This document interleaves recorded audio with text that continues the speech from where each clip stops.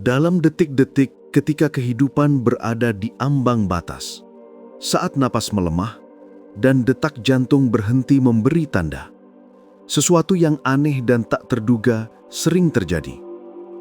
Banyak manusia yang telah berada di titik itu melaporkan satu pengalaman yang sama. Mereka merasakan dirinya terlepas dari tubuh. Seolah kesadaran berdiri di luar daging dan tulang, menyaksikan dirinya sendiri dari sudut yang tidak seharusnya ada. Fenomena ini dikenal sebagai near-death experience, pengalaman mendekati kematian. Bukan sekedar cerita mistik, bukan pula sekedar imajinasi seseorang yang panik menghadapi ajal. Dalam banyak laporan medis, orang yang secara klinis tidak sadar justru memberikan kesaksian detail tentang apa yang terjadi di sekitarnya. Mereka mendengar, melihat, dan mengetahui sesuatu yang tidak bisa dijelaskan oleh kerja otak yang seharusnya telah berhenti berfungsi. Pertanyaannya menggantung seperti teka-teki kuno. Jika tubuh telah diam, siapa yang masih menyadari? Jika otak tidak lagi mengolah informasi, apa yang sedang mengamatinya? Para ilmuwan menyebutnya anomali. Para filsuf menyebutnya petunjuk.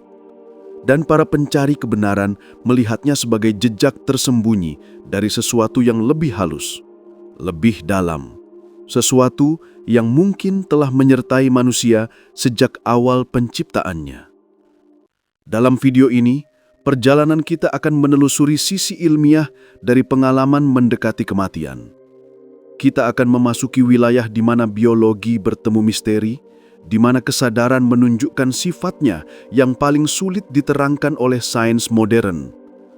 Akan ada kisah nyata, temuan penelitian, dan penjelasan filosofis yang selama ini disembunyikan oleh batas pengetahuan manusia. Ini bukan sekedar pembahasan tentang kematian. Ini adalah penyelidikan tentang apa yang tetap hidup ketika segala yang fisik berhenti. Dan mungkin di balik fenomena ini terdapat petunjuk kuno bahwa kesadaran manusia memiliki asal-usul yang jauh lebih tinggi daripada yang kita pahami. Sebelum kita melangkah lebih jauh, ada satu hal yang ingin kusampaikan kepada para penonton. Tuliskan di kolom komentar, kota mana yang sedang kalian tempati saat menonton video ini. Aku ingin tahu sejauh mana perjalanan pengetahuan ini menjangkau kalian. Dari pelosok desa, dari kota kecil, atau bahkan dari pusat keramaian dunia. Setiap komentar kalian membuat jangkauan video ini semakin kuat, semakin luas, dan semakin hidup. Topik tentang near-death experience bukanlah sesuatu yang muncul baru-baru ini. Jauh sebelum istilah medis ditemukan, para tokoh spiritual, filsuf kuno dan peradaban yang hilang telah mencatat fenomena yang sangat mirip. Mereka menyebutnya keluarnya ruh, perjalanan jiwa, atau kesadaran yang menembus batas dunia. Jika menelusuri sejarah, hampir setiap kebudayaan memiliki catatan tentang momen ketika seseorang yang hampir meninggal justru kembali membawa cerita dari suatu tempat yang tak terjangkau oleh tubuh fisik. Di Mesir kuno, teks-teks di dinding piramida menggambarkan perjalanan Ba, aspek kesadaran manusia yang meninggalkan tubuh dan melayang melalui dunia yang tak terlihat. Di Yunani, filsuf seperti Plato mencatat kisah prajurit bernama Er, yang menurut catatan mati di medan perang, lalu kembali hidup untuk menceritakan perjalanan kesadarannya di alam lain.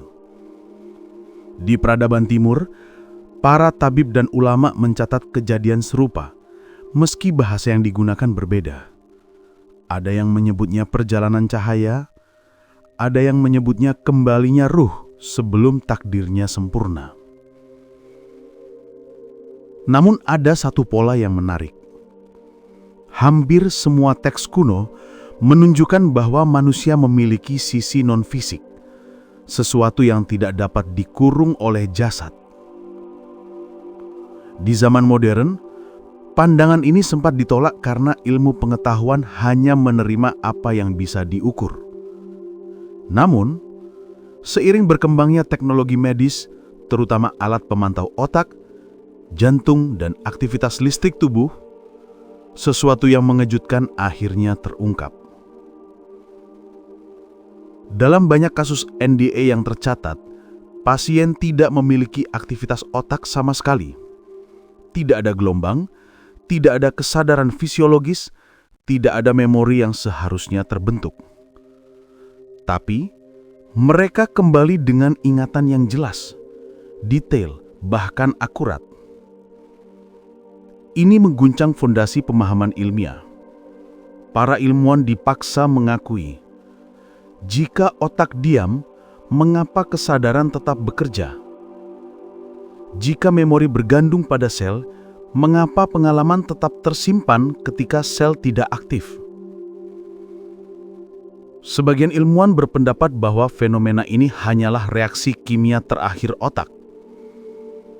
Namun, NDE tidak cukup untuk menjelaskan apa. Namun, penjelasan ini tidak cukup. Tidak mampu menggambarkan kenapa seseorang bisa melihat objek, mendengar percakapan, atau mendeskripsikan detail ruang operasi dari sudut pandang yang mustahil dijangkau. Karena itu fenomena NDE kembali membuka pintu bagi gagasan kuno yang selama berabad-abad dianggap mistis. Bahwa kesadaran mungkin bukan produk otak, tetapi sesuatu yang lebih tinggi. Sesuatu yang mengalir melalui tubuh, bukan berasal darinya. Dalam konteks filosofis, ini membuat kita memahami mengapa banyak peradaban menempatkan jiwa sebagai inti manusia. Mereka percaya bahwa tubuh hanyalah wadah, sementara kesadaran adalah cahaya yang menempatinya untuk sementara waktu. Selama ribuan tahun, pengetahuan ini dianggap rahasia. Banyak yang tidak memahaminya, banyak pula yang salah menafsirkannya. Namun hari ini, melalui temuan ilmiah tentang NDE, lapisan kabut yang menyelimuti kebenaran itu mulai terangkat sedikit demi sedikit. Lalu, apa yang sebenarnya terjadi ketika tubuh hampir mati? Dan mengapa pengalaman ini konsisten di seluruh kebudayaan dan zaman?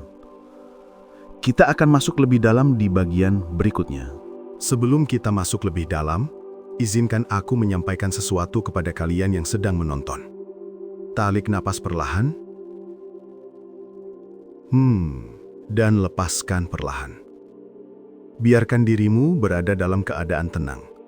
Tidak perlu terburu-buru, tidak perlu memikirkan hal lain di sekitar. Video ini dibuat untukmu, untuk menemanimu, untuk membuka pintu pemahaman yang selama ini tersembunyi. Setiap kata yang nanti kamu dengar, biarkan saja mengalir, seperti cahaya lembut yang menyentuh sudut-sudut pikiranmu. Dan selama kamu menonton, izinkan dirimu tetap hadir di sini, karena bagian setelah ini akan membuka sesuatu yang tidak pernah kamu dengar sebelumnya. Fenomena near-death experience sering digambarkan sebagai perjalanan misterius. Namun, penelitian modern justru membuka lapisan-lapisan yang jauh lebih dalam. Ketika dokter melihat tubuh seorang pasien sudah tidak menunjukkan tanda kehidupan, justru di saat itu, kesadaran mereka mulai bergerak ke tempat lain.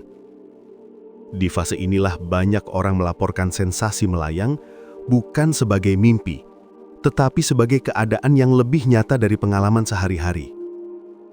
Mereka merasakan dirinya berada di posisi yang tidak mungkin dijangkau oleh fisik, di atas meja operasi, di sudut ruangan, bahkan di luar gedung tempat mereka dirawat. Ini menjadi titik awal bagi pertanyaan besar. Jika kesadaran bisa meninggalkan tubuh, maka apa sebenarnya kesadaran itu? Para peneliti di berbagai negara mulai mengumpulkan data. Dari ruang operasi, ICU, hingga unit darurat.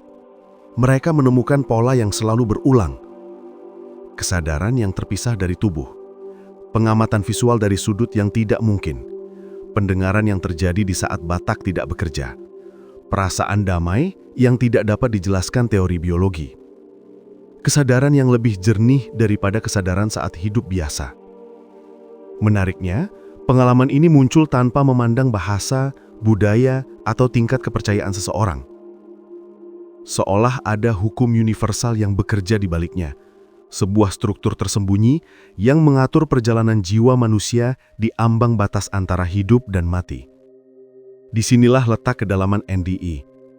Orang-orang yang mengalaminya tidak merasa sedang berhalusinasi.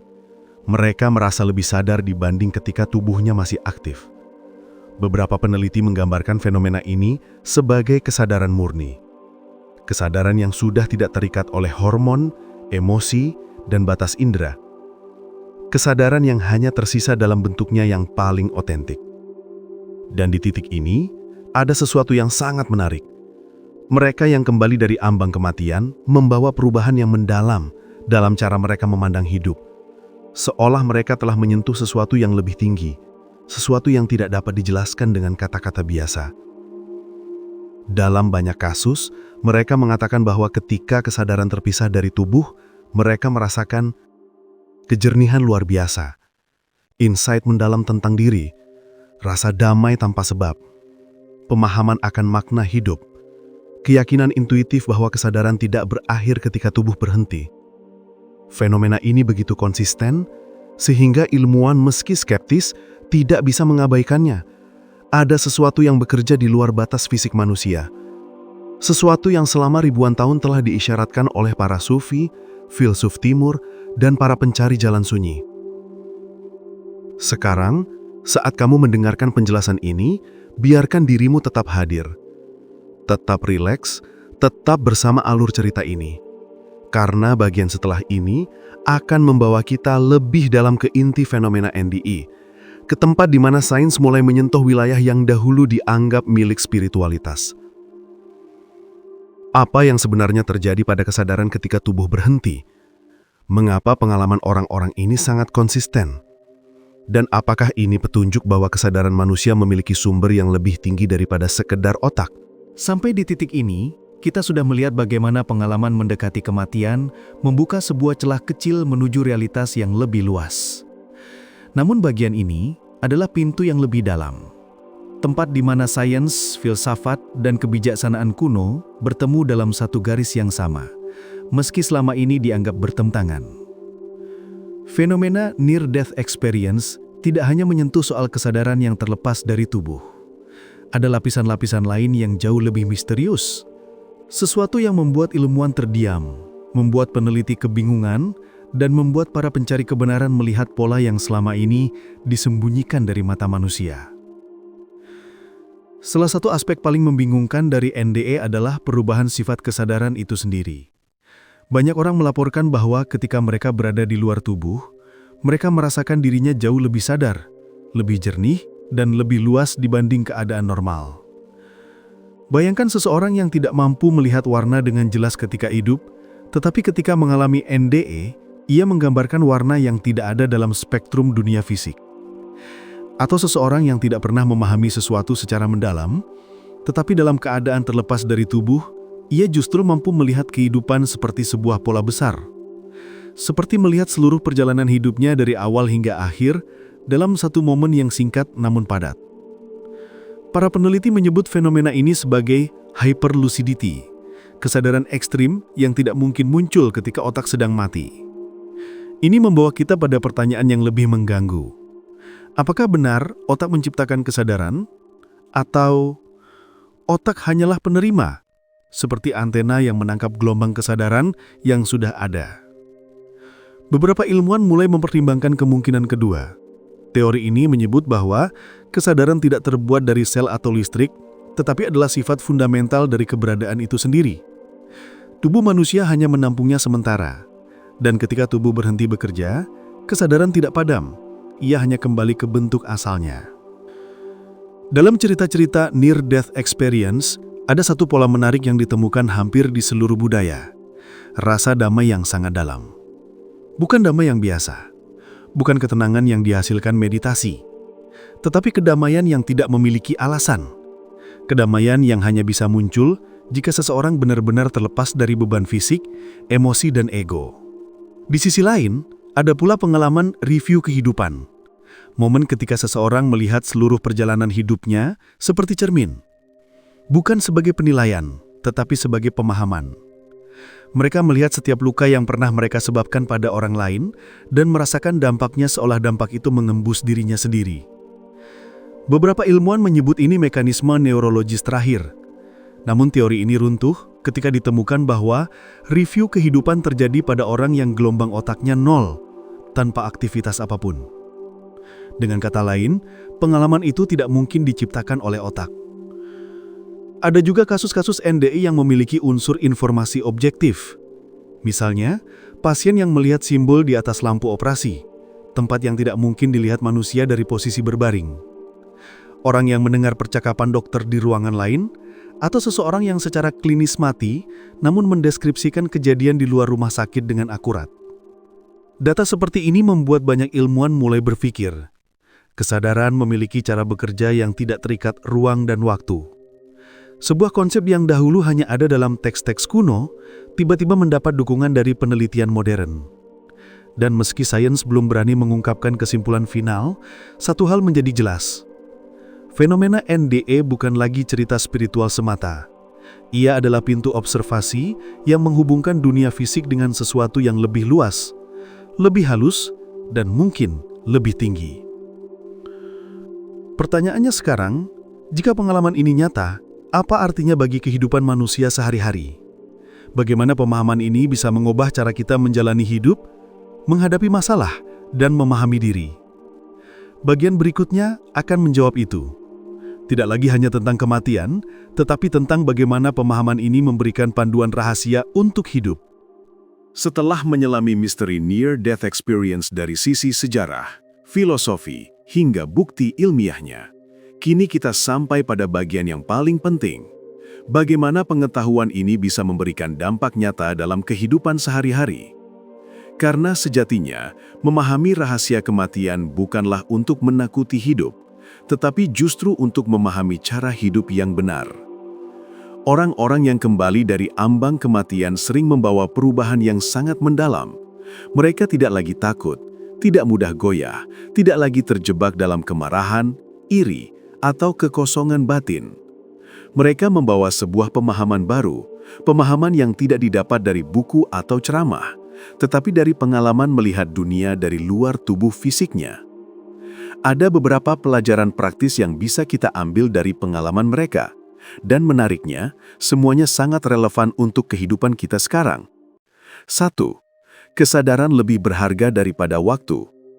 Mereka yang mengalami NDE selalu mengatakan bahwa kesadaran, bukan uang, bukan kedudukan, bukan pencapaian, adalah inti dari hidup. Dengan kata lain, bagaimana caramu hadir dalam hidup lebih penting daripada apa yang kamu miliki dalam hidup. Praktiknya sederhana. Saat berbicara, hadir sepenuhnya. Saat makan, rasakan sepenuhnya. Saat berdoa atau merenung, hadir sepenuhnya. Ketenangan batin muncul bukan dari berapa banyak yang kamu punya, tetapi dari bagaimana kamu hadir di setiap momen. 2. Menjaga hati lebih penting daripada menang argumen. Dalam review kehidupan yang dialami oleh banyak orang, mereka merasakan kembali setiap kata yang pernah mereka ucapkan, termasuk kata-kata yang melukai orang lain. Dari sini kita belajar bahwa meminta maaf bukanlah kelemahan, menahan amarah adalah kemenangan yang sebenarnya. Menghindari menyakiti hati orang lain berarti menjaga jiwa kita sendiri. Jika kesadaran benar-benar terlepas dari fisik, maka setiap perbuatan kecil bahkan yang tidak terlihat manusia tetap terekam. Ini mengajarkan kita untuk membersihkan hati setiap hari dengan introspeksi, dengan doa, atau dengan tindakan ringan yang membawa kebaikan. 3. Mengurangi keterikatan pada hal-hal fisik. Pengalaman mendekati kematian membuat seseorang sadar bahwa tubuh hanyalah pakaian sementara. Ketika tubuh lepas, yang tersisa hanyalah kesadaran, niat, dan amal.